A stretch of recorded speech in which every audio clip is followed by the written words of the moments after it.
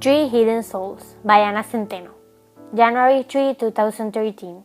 The day Emma receives a call from her mother's friend, crying, saying that Nicole committed suicide earlier in the day.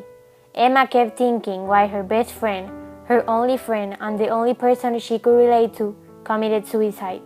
She felt that her world was falling into pieces because she lost her only friend. She kept thinking on how was she going to go back to school if everyone laughed at her because she could not control her words and her movements. Emma suffers from Tourette syndrome, a neurological disorder characterized by involuntary tics and vocalizations, and often the compulsive utterance of obscenities. She kept screaming and repeating, "My best friend committed suicide, you fucking bitch, fucking bitch." Those were the only words that came out of her mouth at the funeral of her best friend Nicole. Everyone looked at her.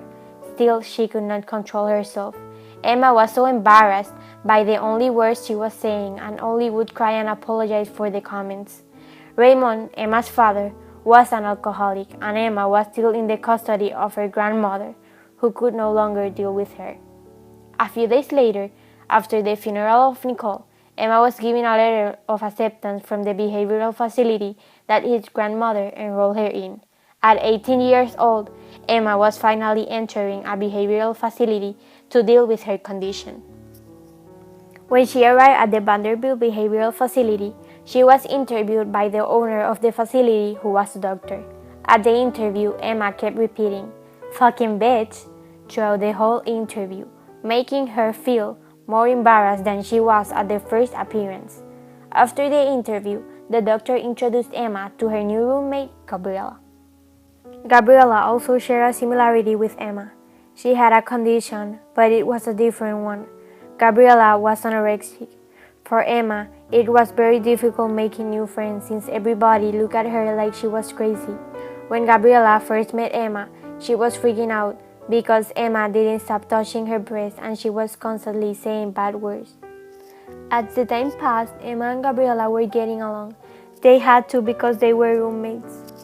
One day, Emma and Gabriella were walking through the center and they met this boy named Christian with OCD.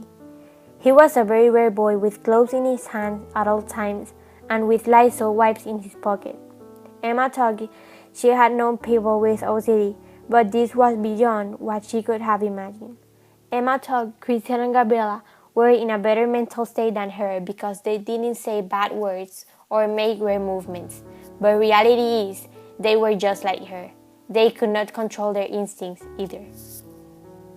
Every week, they would meet in the doctor's office to follow up on their progress. Emma was getting worse every week. She didn't pay attention to the doctor when she talked to her.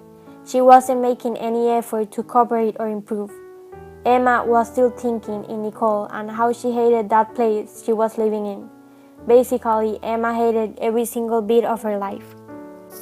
One day, Emma decided to escape since the institution wasn't helping her at all. All she did was thinking in Nicole's suicide. So Gabriella and Christian decided to join her because they were tired of that place too. They'd take Gabriella's car keys that were in the secretary's office of Dr. Jane. As soon as they got in the stolen car, they asked each other, where do they wanted to go? Emma wanted to go to Venice Beach, the beach where she and Nicole always went and told things to each other, where they could relax without anyone making fun of them. Christian wanted to go back to his room since the car was very dirty and Gabriella didn't care, so they agreed on going to the beach, which was an hour away from Vanderbilt. It wasn't that far. The journey to the beach was more difficult than Emma thought, as Gabriella did not want to eat, and all she did was take laxatives and vomiting. Christian could not stop screaming and move because the car was full of vomit. Gabriella took the wheel as Emma could not drive because of her movements could cause an accident. As soon as they reached the beach, they sat in a clean blanket Christian had, enjoyed the sound of waves, and talked about their lives all day. Meanwhile, Emma found on her backpack a necklace of her friend Nicole, and she decided to throw it into the sea with pain in her heart, but knowing that her friend is free.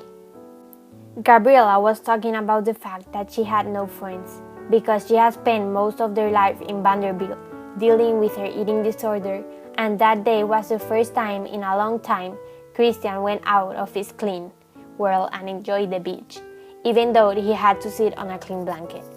Later that night, they all slept in the car with the windows down, and Christian could not sleep, thinking that animals could enter the car. Next day, Dr. Jane arrived with Emma's grandmother and police patrols looking for them because they had escaped. Emma spoke with her grandmother and said that she wanted to stay with her friends, who were the only people that were going to be there for her at all times, and wanted to spend the weekend with them. They agreed to stay, and Dr. Jane let them stay. That night, Gabriella decided to eat, and Christian went out of Lysol. They talked all night long, 2 hours, venting themselves, and Emma could talk about other stuff, finding herself at peace. Christian forgot about his OCD that night and decided to take his clothes off, and Gabriella ate happily for the first time. All they needed was a true friend who was there in that moment, hearing about their problems and a time to relax, to find themselves in comfort, despite their differences and problems.